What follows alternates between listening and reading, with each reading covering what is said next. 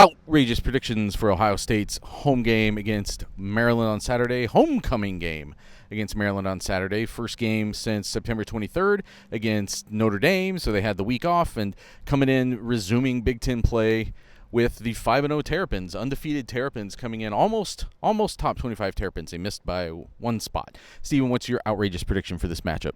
So Ohio State has given, well, let me get my trusty notes out here. I took good notes for this, guys. Ohio State has 5 sacks right now this season. Maryland has given up 4 sacks this season. But we've seen in the past, this game has turned into a sack party for Ohio State. Remember, this was the first of 2 games, I believe, that Chase Young did not play in 2019. And so you're wondering, well, who's going to get the sacks? Everybody else got the sacks. They had 7 sacks, and Davon Hamilton led the way with 2 sacks. Tyreek Smith also had 2 sacks that day. In 2020 didn't get played because of COVID. In 2021, when they were struggling to get sacks against Maryland, they had 5 sacks. And multiple guys had at least 1 sack. Steel Chambers, Jack Sawyer, Cromartie Hamilton, name we haven't heard in a while, who's now at Memphis, and Jack Sawyer all had a sack. Last year, that game was weird. But you know what they got? They got sacks. They had 5 sacks in that game as well. Zach Harrison led the way with 2, including a game-sealing one at the end of the game that led to Steel Chambers getting that touchdown. So for whatever reason, Ohio State gets sacks in abundance against Maryland. I'm taking them to do that again this year. I'm saying 7 sacks. And I said 7 sacks because this is also the 7th straight opponent they've played who were undefeated when they've played them, going back to the Michigan game, which was the week after the Maryland game, believe it or not. So I just use that as good fun. But 7 sacks for an Ohio State defense, which is 2 more than they have all year. So I'm saying they're going to come out of this game, they're going to have 12 sacks on the year because we finally see it break through. We've seen them get pressure. We've seen it build on itself, especially since that Western Kentucky game.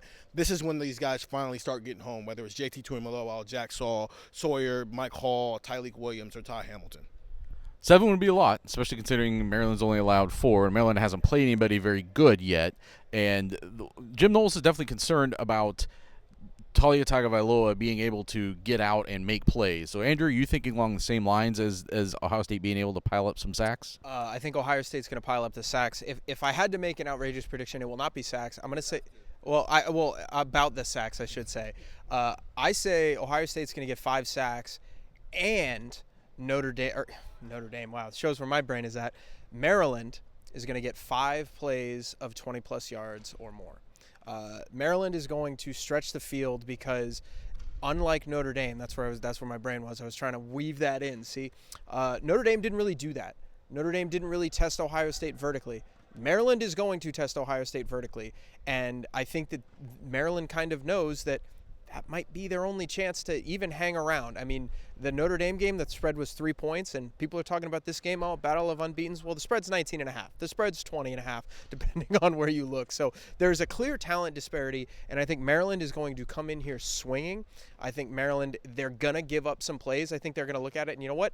If Talia has to take a 7-yard sack on first down, that's fine, because we're going to go right back at him and we're going to try to go deep. Jordan Hancock talked about that today. This is a really tough week for defensive backs, because when the quarterback gets outside the pocket, all of a sudden a 5-step drop, which, it's a 3-second play, you're looking at an in route, all of a sudden that 3-second play becomes 7 seconds. And that's really hard for defensive backs, especially in today's game of football where, you can't really do as much in the defensive backfield in terms of holding, in terms of pass interference. You create a level of an increase in penalties for Ohio State secondary. That could be a problem. So I'm going to say Maryland, they do what they have to do in terms of explosive plays. It's going to be very boomer bust this week for Maryland. So they're going to give up 5 sacks, but they're going to have 5 plays of 20-plus yards or more.